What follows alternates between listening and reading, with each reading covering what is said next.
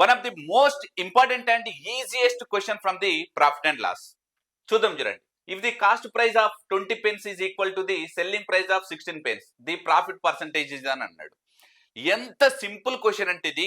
దీనికి చాలా మంది ట్రెడిషనల్ గా చాలా కన్ఫ్యూజ్ చేస్తా ఉన్నారు. రైట్, చూద్దాం చూడండి. ఇదంతా చెప్తున్నారండి. సో దీని యొక్క ప్రొసీజర్ ఓకే.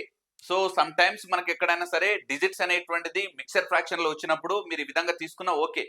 బట్ 99% ఫార్ములాస్ లేకుండా ప్రాఫిట్ అండ్ లాస్ మనం సాల్వేషన్ చేయొచ్చు.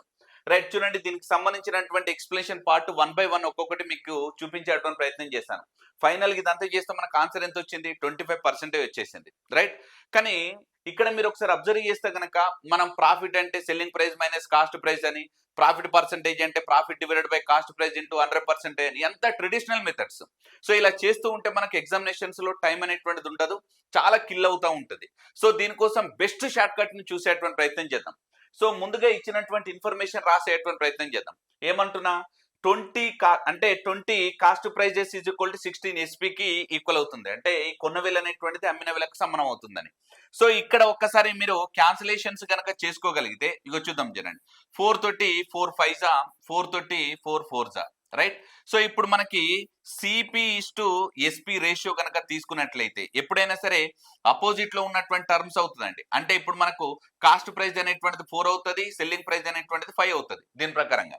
రైట్, సో ఇప్పుడు కాస్ట్ ప్రైస్ ఎంత మనకు 4 parts ఉన్నది, సెల్లింగ్ ప్రైస్ ఎంత 5 parts ఉన్నది. Right, simple. ఇంకా మనకు ప్రాఫిట్ పర్సంటేజ్ తెలియాలంటే ఏం చేయాలి?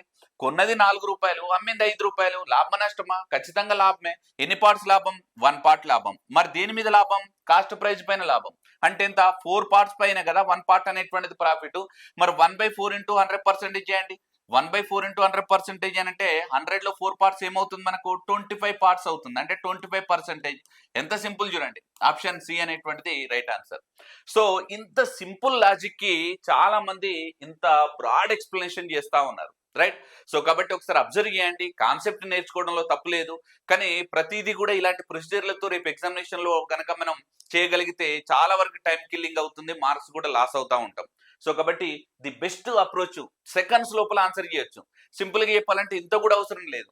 సో 4 parts 5 parts అంటే కొన్నది 4 రూపాయలు, అమ్మింది 5 రూపాయలు, 1 part లాభం వస్తుంది.